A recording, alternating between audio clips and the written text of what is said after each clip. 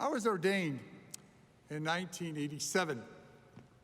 I did my last 2 years of seminary training at then St. John's Provincial.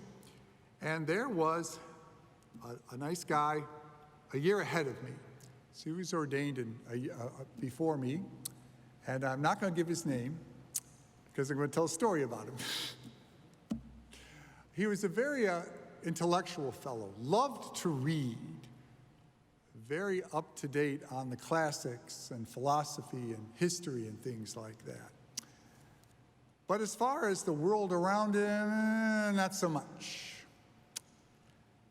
When he was in his first year ordained, he was assigned to a parish in Bloomfield Hills. And one day he is in the office, the secretary had to step out for a bit when a gentleman walked in and said, "I'd like to join the parish." Well, this brand new young priest with his anointing oil still wet on his forehead found the proper form and said, "Please give me your name." The gentleman gave him his name. "Your address," he wrote down the address. "Your phone number," wrote down the phone number. "Your occupation," the man said, "Baseball." The priest looked up and said, "No, you misunderstood me. I didn't ask you what you did for recreation. I want to know what your occupation is." He says, "I play baseball." "No, I don't think you understand. Your real job." The guy looked and said, "Baseball." The priest said, "Well, I'll write it down, but I'm sure you'll get a call from the pastor on this." Writes it down. Later on that day, of course, he gives the guy his temporary envelopes and says, "Your regular envelopes will be in the mail, just like everywhere else." Later on that day, he sits down to dinner with his pastor, and the pastor says to his young associate, "How was your day?" And the young pastor says, "Well, I had a peculiar incident in the office."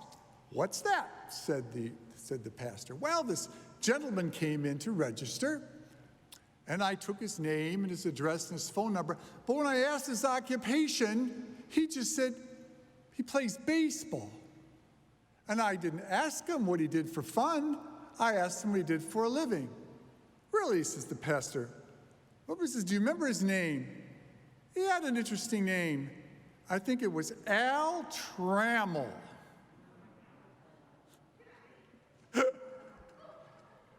For my Cub fan here, he's a famous Tiger player, just letting you know, okay.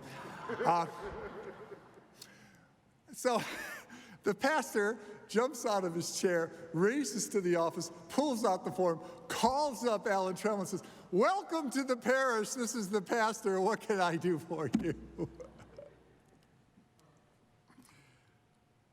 Whoever receives a prophet reward, a righteous man for a righteous man's reward.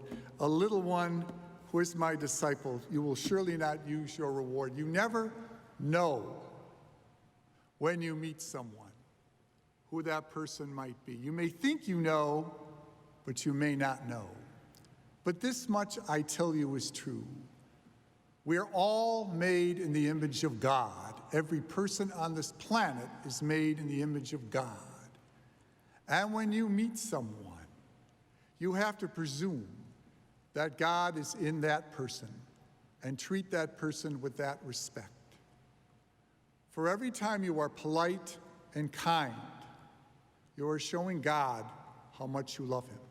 Every time you are courteous, every time you're able to be generous, every time you're able to be compassionate, you're showing to God how much you love him. Because it is in our encounters with others that we represent ourselves as members of God's family.